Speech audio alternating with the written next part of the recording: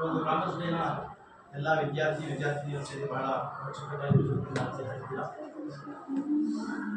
ಈ ಒಂದು commerce day ಬಗ್ಗೆ ನಮ್ಮ ಡಾಕ್ಟರ್ ಭೋಜನ ಸರ್ ಬಹಳ ಸಂಪೂರ್ಣವಾಗಿ ಮಾಹಿತಿಯನ್ನು ನೀಡಿದ್ದಾರೆ. ಅದರ ಬಗ್ಗೆ ಸುವಿಸ್ತಾರವಾಗಿ ಹೇಳುವಂಥ ಸಮಯ ಇದ್ದಿಲ್ಲ ಅಂತ.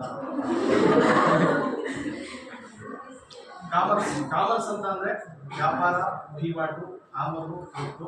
ಕಾಮರ್ಸ್ ಅಂದರೆ ದೈನಂದಿನ ಚಟುವಟಿಕೆಗಳು ನಾವು ಕಾಮರ್ಸನ್ನು ನೋಡ್ತಾ ಇದ್ದೇವೆ.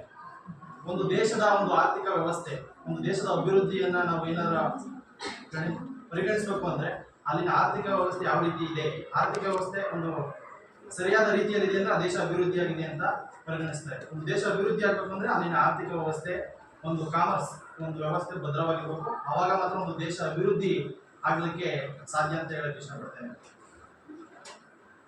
ನಮ್ಮ ದೇಶದ ಪ್ರಧಾನಮಂತ್ರಿಯಾದ ನರೇಂದ್ರ ಮೋದಿ ಅವರು ಒಂದು ಮಾತು ಹೇಳ್ತಾರೆ, ಚಾರ್ಟರ್ಡ್ ಅಕೌಂಟೆಂಟ್ ಅವರಿಗೆ ಇರುವಂಥ ಒಂದು ಸಿಗ್ನೇಚರ್ ವ್ಯಾಲ್ಯೂಗೆ ಇರುವಂತಹ ಒಂದು ವ್ಯಾಲ್ಯೂ ಪ್ರಧಾನಮಂತ್ರಿಗೂ ಕೂಡ ಇಲ್ಲ ಅಂತ ಅವರೇ ಅವ್ರ ಬಾಯಿಂದ ಹೇಳ್ತಾರೆ.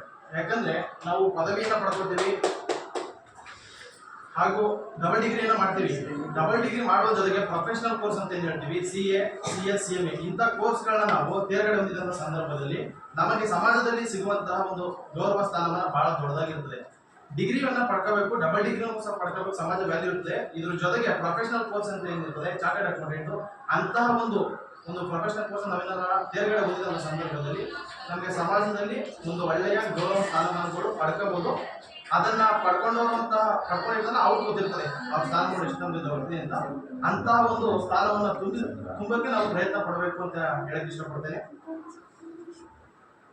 ಅರ್ಜುನ ಮಹಾಭಾರತದಲ್ಲಿ ಅರ್ಜುನಿಗೆ ಕೃಷ್ಣ ಹೇಳ್ತಾನೆ, ಕರ್ಮಣ್ಯ ವಾದಿಕಾರಸ್ತೆ ಮಾಫಲೇಶು ಕದಾಚನ. ಅಂದ್ರೆ ನೀನು ಮಾಡೋ ಕೆಲಸ ಎಲ್ಲ ಮಾಡು, ಫಲಾಫಲ ಭಗವಂತನ ಕೊಡು ಅಂತ. ಹಂಗೆ ಏನೋ ಮಾಡೋ ಕೆಲಸಗಳನ್ನ ಮಾಡ್ತಾ ಇರಬೇಕು, ನಮಗೆ ಫಲಾಫಲ ಭಗವಂತ ಕೊಡ್ತಾನೆ ಅಂತ ಹೇಳಕ್ಕೆ ಈ ಸಂದರ್ಭದಲ್ಲಿ ನನಗೆ ಇಷ್ಟಪಡ್ತೇನೆ.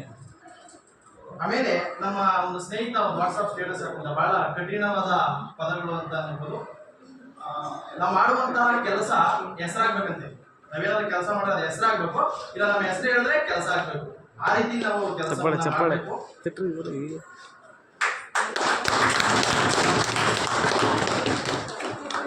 ಮಾತನಾಡಲು ಅವಕಾಶ